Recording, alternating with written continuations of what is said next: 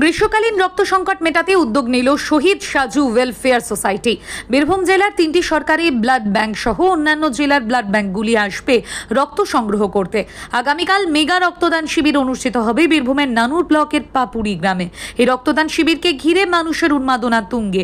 Mega রক্তদান শিবির অনুষ্ঠিত হওয়ার আগে শেষ মুহূর্তের প্রস্তুতি খতিয়ে দেখলেন বীরভূম জেলা পরিষদের সভাধিপতি কাজল শেখ। এই রক্তদান শিবিরে এসে প্রায় 5,000 জন রক্তদাতা রক্তদান করবেন বলে জানান জেলা সভাধিপতি কাজল শেখ। বীরভূমের নানুর থেকে কার্তিক ভান্ডারের রিপোর্ট, বীরভূম টাইমস।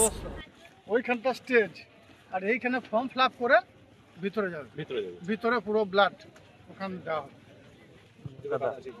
বীরভূম জেলা 3টে, কাটোয়া আর বর্ধমান 5টা আর কলকাতা 10টা ব্লাড ব্যাংক পুরো থেকে টেবিল। এক একটা ব্লাড ব্যাংকের আন্ডারে 10টা করে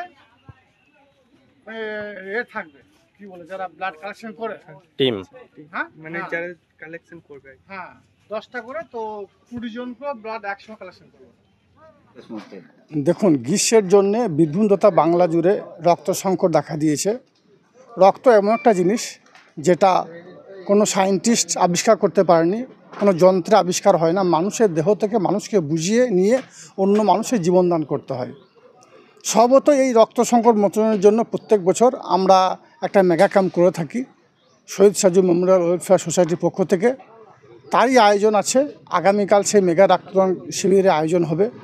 সারা বীরভূম জেলার প্রত্যেকটি প্রান্ত থেকে যারা রক্ত আন্দোলনের সঙ্গে যুক্ত তারা সকলেই আসবে এবং বীরভূম জেলার 3টে ব্লাড ব্যাংক সরকারি, বোলপুর, রামপুরহাট, সিউড়ি, তারপর কাটোয়া, বর্ধমান সহ কলকাতা 5টা ব্লাড ব্যাংক আসবে। 10টা ব্লাড ব্যাংক এখানে রক্ত কালেক্ট করার জন্য আসবে এবং তার থেকে প্রত্যেককে তাদের প্রয়োজনীয় যে ঘাটতি আছে সেই ঘাটতিটা পূর্ণ উদ্দেশ্যে আমরা এই কাজে নেমেছি এবং আমাদের উদ্দেশ্য আছে প্রায় 5,000 ইউনিট ব্লাড কাল আমরা ডোনেট করব। তো সেই প্রস্তুতি পর্ব এখানে চলছে। জেলা ও জেলার বাইরে থেকে 10টি ব্লাড ব্যাংক আসবে। আমার জেলাতে 3টে ব্লাড ব্যাংক আছে সরকারি, তারপরে কাটোয়া ব্লাড ব্যাংক আছে, পূর্ব বর্ধমান জেলার blood bank, Bardhaman medical college ওখান থেকেও আসবে। তাছাড়াও কলকাতা থেকে 5টা ব্লাড ব্যাংক, যে বড় বড় হসপিটালগুলো আছে কলকাতার সরকারি, সেই হসপিটালগুলো ব্লাড ব্যাংকগুলো বিগত দিন এসেছিল, এবছরও আসবে ব্লাড নেওয়ার জন্য। কতজন রক্তদাতা এই শিবিরে রক্তদান করবেন? আমাদের এখন পর্যন্ত লিস্ট আছে, লিস্ট অনুযায়ী প্রায় 5,000 কাছাকাছি ডোনার আছে।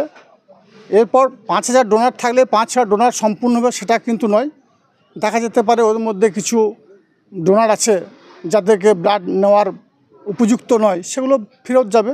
অর্থাৎ 5,000 কাছাকাছি ডোনার আছে আমাদের কাছে, সেটাকে দেওয়ার চেষ্টা আমরা করছি শহীদ সাজু মেমোরিয়াল ওয়েলফেয়ার সোসাইটির পক্ষ থেকে। কোথাও রাজ্যের যে রক্ত সংকট সেই মেটাতে উদ্যোগী প্রত্যেক বছরই আমরা এটা করে থাকি। প্রত্যেক বছরই শহীদ সাজু মেমোরিয়াল ওয়েলফেয়ার সোসাইটির পক্ষ থেকে গ্রীষ্মকালে যে রক্ত সংকট দেখা দেয় সেই রক্ত সংকট মোচনের জন্য এই উদ্যোগ আমরা নিয়ে থাকি। সেই উদ্যোগটি আমরা এবছর আবার নিয়েছি। কতটা সাধারণ মানুষের কাছে উপকার হবে এই রক্ত? দেখুন, যারা থ্যালাসিমিয়া পেশেন্ট তাদের রক্তের প্রয়োজনীয়তা প্রত্যেক মাসে হয়।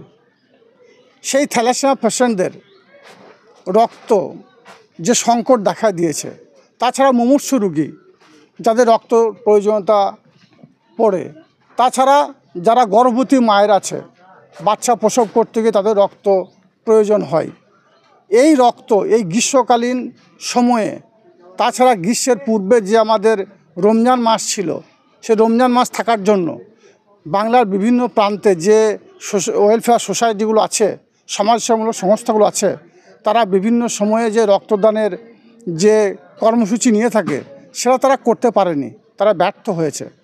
স্বভাবতই রক্তের ঘাটতি দেখা দিয়েছে আর গ্রীষ্মকালে মানুষ রক্ত সচরাচর দিতে চায় না। স্বভাবতই এই রক্ত সংকট মোচনের জন্যই আমরা এই উদ্যোগ নিয়েছি। নানুর বিধানসভা প্রত্যেকটি অঞ্চল থেকে, অর্থাৎ 17 গ্রাম পঞ্চায়েত থেকে প্রত্যেকটি অঞ্চলে 200 ইউনিট করে ব্লাড দেবে। তাছাড়া কেতুগ্রাম থেকে পর্যাপ্ত পরিমাণের আমার ইয়াং নেশন ভাইরা আসবে, মায়েরা আসবে, বোনেরা আসবে। আমার বীরভূম জেলার বিভিন্ন প্রান্ত থেকে যারা এই রক্ত আন্দোলনের সঙ্গে যুক্ত তারা প্রত্যেককেই এখানে উপস্থিত থাকবে।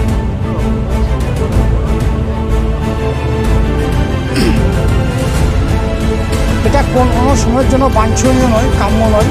আপনি সঠিক কথা বলেছেন। এর বিরুদ্ধে বিভিন্ন সময় আমরাও মুখ খুলেছি যে আমরা রক্ত ডোনেট করছি, বিনা পয়সায় মানুষ নিজের দেহ থেকে রক্ত অন্যের জীবন দান করার জন্য দিচ্ছে, তারপর সেই রক্তটাকে নিয়ে, সেই ব্লাডটাকে নিয়ে যারা ব্যবসা করে তাদেরকে আমরা চিহ্নিত করার চেষ্টা করছি। যদি আমাদের নাগালে আসে বা আমাদের ধরাছোঁয়ার মধ্যে আসে, আমরা অবশ্যই পুলিশ প্রশাসনকে বলবো তাদের বিরুদ্ধে কড়া পদক্ষেপ নেওয়ার জন্য।